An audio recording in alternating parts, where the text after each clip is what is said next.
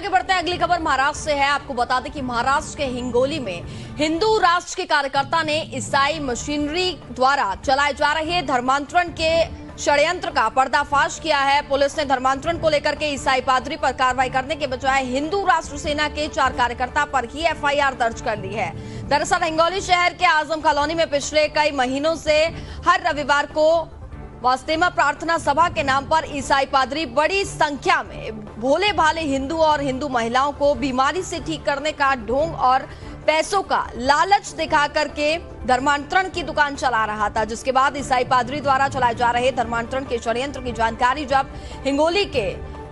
हिंदू राष्ट्र सेना के कार्यकर्ता अनिल मुसले को मिली तो अनिल मुसले हिंदू कार्यकर्ताओं के साथ गुप्त तरीके से इस धर्मांतरण के कार्यक्रम में पहुंच गया और देखा कि ईसाई पादरी द्वारा वास्तेमा के नाम पर हिंदुओं का धर्मांतरण किया जाता है, जिसके बाद पुलिस ने पादरी के ऊपर कार्रवाई करने के बजाय हिंदू राष्ट्र सेना के 4 कार्यकर्ताओं के ऊपर ही एफआईआर दर्ज की है।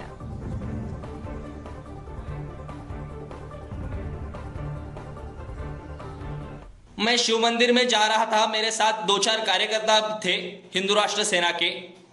और मैंने पूछा कि भाई यहाँ पे कौन सी सभा चालू है। वहाँ कुछ आदमी, कुछ पेशेंट्स वगैरह आए थे। मैं बोला कोई डॉक्टर्स वगैरह, कोई शिविर वगैरह होगा। तो मैंने देखा कि वो जो मेरे कार्यकर्ताओं से, मेरे सहचारियों से मैंने पूछा तो उन्होंने बताया कि ये कोई शिविर वगैरह चालू नहीं है, ये चालू है क्रिश्चियन धर्म की प्रार्थना। मैं बोला ठीक है, तो यहाँ पे पेशेंट्स क्या कर रहे हैं? चलो ठीक है। मैंने देखा, मैं पूजा के लिए मैं सामने चला गया। पूजा से रिटर्न आते समय मुझे कुछ बातें सुनने में आई कि कोई आदमी हमारे महामानव डॉक्टर बाबा साहब आम्बेडकर के विरोध में,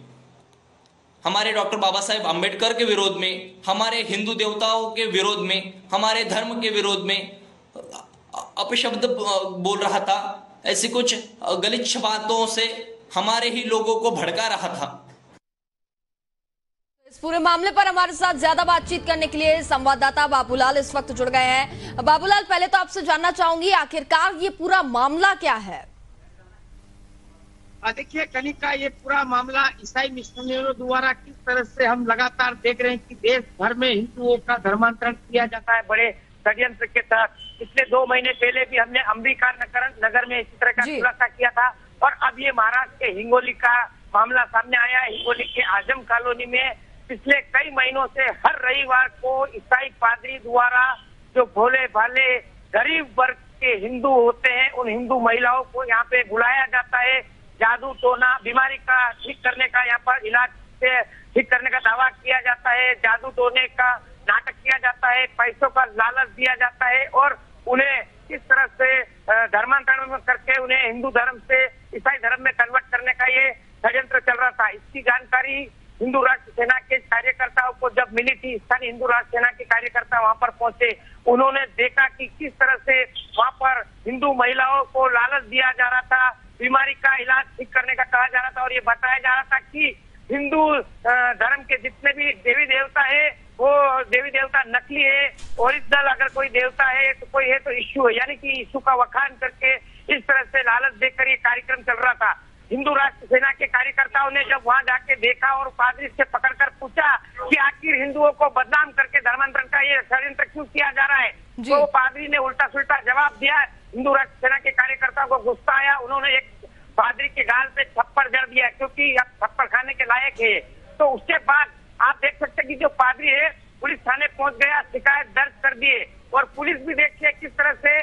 जो धर्मांतरण का कार्यक्रम चला रहा है पिछले कई महीनों से पादरी, उसके ऊपर कार्रवाई करने के बजाय 4 हिंदू राष्ट्र सेना के कार्यकर्ताओं के ऊपर ही एफआईआर दर्ज कर दी है। इसके चलते तमाम हिंदू संगठन के लोग गुस्से में हैं, और इसको लेकर आज अलग अलग जगह पर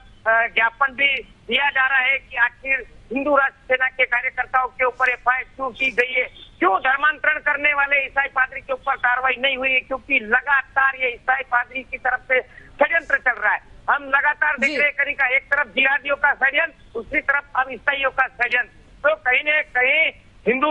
धर्म में लोगों को किस तरह से लालच दे करके उनको धर्म में परिवर्तन करने का ये षड्यंत्र लगातार पिछले कई वर्षों से चल रहा है। सुदर्शन न्यूज इस मुद्दे को कई बार उठाता है, बिंदास बोल में ये मुद्दे उठ चुके हैं, उसके बावजूद बावजूद भी इन पादरी के ऊपर कार्रवाई नहीं होती है। और ये मुंबई से जानकारी मिली है कि पादरी मुंबई से जो है हिंगोली में आया हुआ है और हर रविवार को इस तरह के कार्यक्रम यहाँ पर आयोजित करके जो गरीब वर्ग के जो वर्ग के लोग हैं, हिंदू महिलाएं, उनको वहाँ पे बुला के बड़ी संख्या में फिर उनको वो जो है हिंदू धर्म के बारे में गलत गलत प्रचार करता है और ईसाई मिश्रण जी यीशु का व्याख्यान करता है और कहता है कि यीशु से बड़ा कोई नहीं है, आप यीशु को मानिए, आपको हॉस्पिटल जाने की जरूरत नहीं पड़ेगी, इस तरह की बातें की जाती है।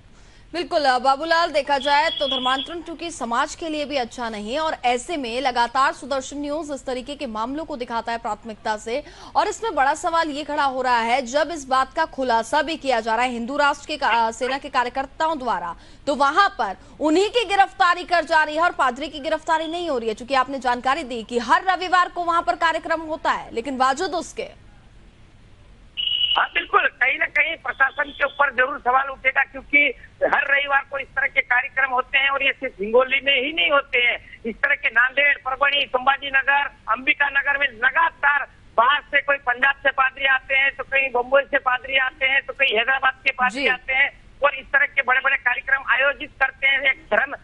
प्रार्थना सभा का उसको नाम दिया जाता है और किस तरह से प्रार्थना सभा में बुलाकर हिंदू देवी देवताओं का अपमान करके उन्हें जो है यीशु धर्म में यीशु को मानने के लिए लालच दिया जाता है और उनका छल करके उनका धर्मांतरण किया जाता है। लेकिन इनके ऊपर कार्रवाई नहीं होती है और पुलिस देखिए किस तरह से जो इनको रोकने के लिए गए थे हिंदू राष्ट्र सेना के कार्यकर्ता, उनके ऊपर FIR दर्ज कर दिया जाता है। अब सवाल ये उठ रहा है कि आखिर इन पादरियों को इतनी फंडिंग कहाँ से होती है, क्योंकि कई लाखों रुपए का खर्च आता है इस तरह के कार्यक्रम लेने के लिए, तो इनको ये पैसे की फंडिंग। ठीक है बाबूलाल, नजर बनाए रखिए पूरे मामले पर और तमाम अपडेट हम तक पहुंचाते रहिएगा। फिलहाल बहुत बहुत धन्यवाद तमाम